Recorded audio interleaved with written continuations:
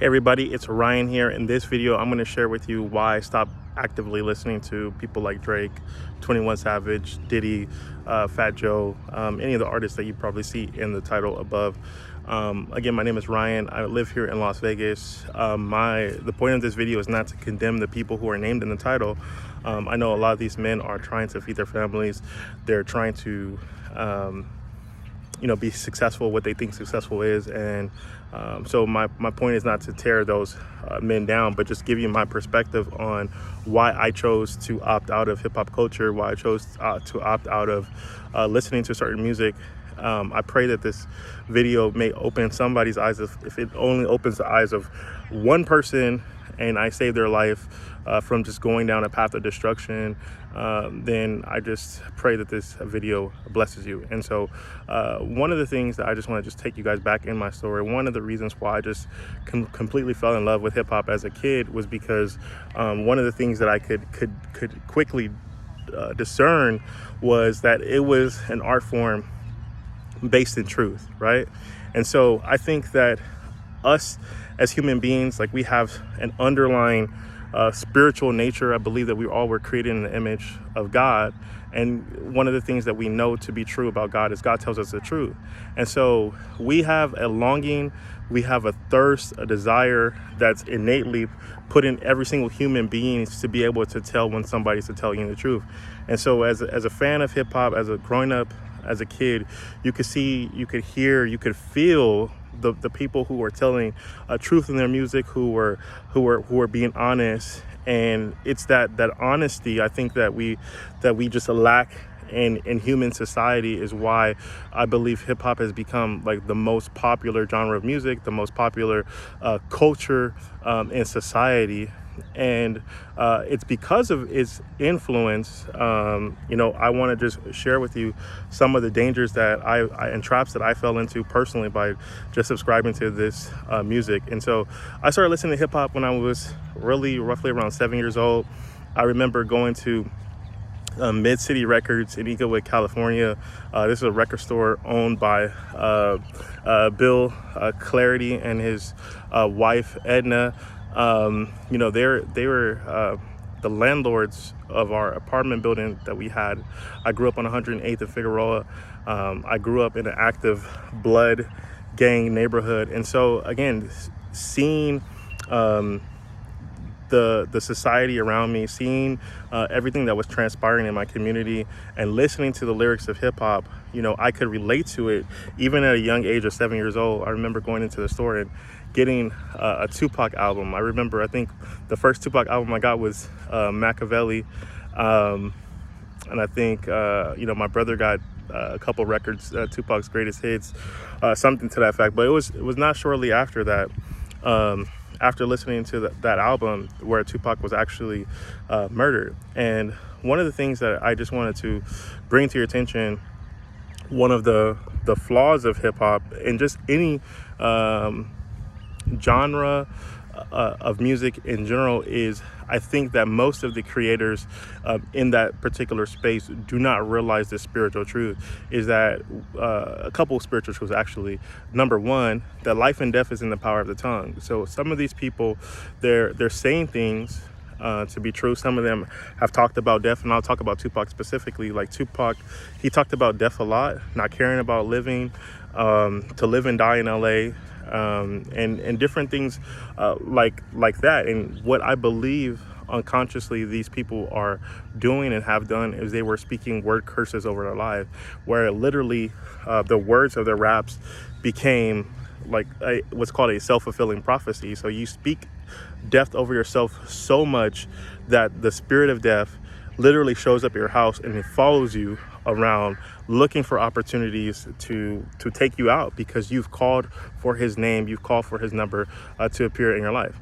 And so as a kid, being influenced by hip hop music, there were certain choices of dress that I followed. There were certain things that I did and towards my anger and my emotions, hiding some of my emotions.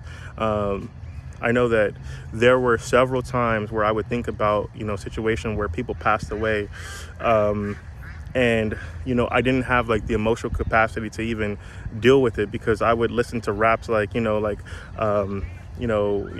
would talk about that I couldn't cry for a stranger. And sometimes these lyrics, they frame the framework of our life. And so as we grow up and to become adults, if we're not careful, these things could stay with us. And so I remember escaping what I believe was poverty, creating a successful business. And a lot of these lyrics and all these things are in your head. And at the time I started creating success, Drake was one of the most popular rappers out. He was just coming up. I remember being around when Drake was first coming up. I remember being in the club, having tables right behind Drake, and just popping bottles and really trying to live the lifestyle that these rappers were talking about in their song lyrics.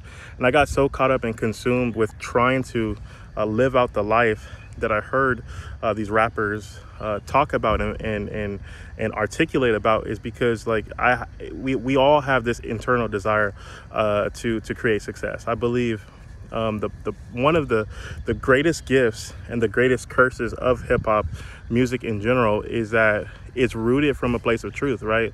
The people, the artists that we typically connect with the most are artists that we feel in our spirit are telling the truth, right? There's a spiritual lesson where we understand that we are made in the image and the likeness of God. And because we're made in this image and likeness of God, and he tells us the truth, and he's a person that cannot lie, when we hear the truth, it resonates with us. And so sometimes we listen to hip hop music, and these rappers and these artists are being absolutely honest. They're talking about murdering people. They're talking about,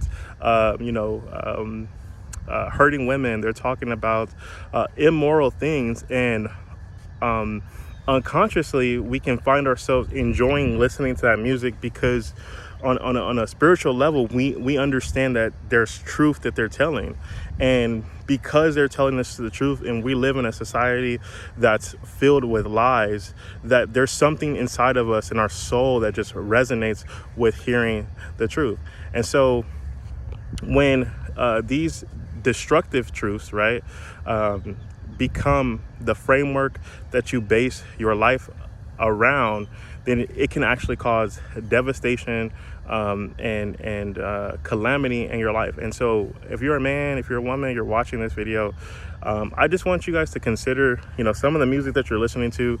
Literally, some of these music is specifically designed to put you under a word curse, right? I mean, you guys can think about all the times where you have broken up with an ex.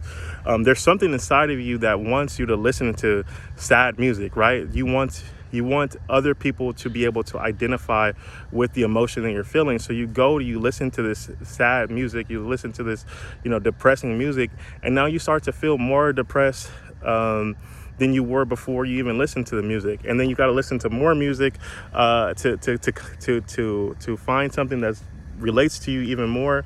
And then now you're in this downward depressing spiral until something breaks or snaps you out of it. And so I think that we just have to be conscious of the fact that literally the Bible tells us that life and death is in the power of the tongue. And the things that we're saying out of our mouth, when we're reciting these lyrics to songs, when we're saying these words over and over and over again, we're literally putting like a spell on ourselves. And we become bound to the things that we say. So it's no wonder why we're starting to see now in society, people starting to speak out about some of these artists, about some of the things that they've done, some of the tragic things that they've actually perpetuated in their own personal life. And the saddest part about it is a lot of these people told us these things in their songs.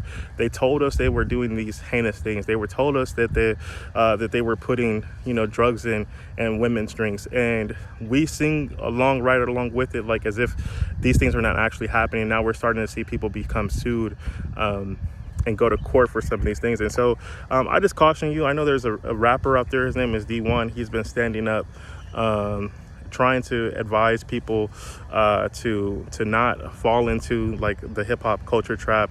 I myself, I fell into the hip hop culture trap. I tried to live a lifestyle like some of these rappers live, and one of the things you find out that most of these rappers who are perpetuating on life, they're not even living it themselves. You know, most of them ended up broke because of their excessive spending. Again, bad deals that they've made with the record industry. And again, we're following after these people. We're aspiring to be like them. We're idolizing them. We're violating the laws and the tenets of God to be more like them. And it's causing destruction in our lives. And so for me, I've taken an active stance to just opt out of that. And so again, this video here is not to condemn the people who choose to follow these people, but it's just to get you to open up your eyes. How has your life benefited from listening to this music? How has your life, actually moved forward? I can only think about how my life has actually regressed and gone down by trying to follow in some of the footsteps of some of these artists. So this is just something to think about on today. I pray maybe that this message resonated with at least one person, and you maybe even consider opting out of listening to certain secular music. And so I pray this message blesses you, hopefully helps somebody just escape the trap of the secular music scene. And anyway, do me a quick favor, like this video, share this video with somebody else who could use it. God bless. I'll see you guys in the next video. Bye-bye.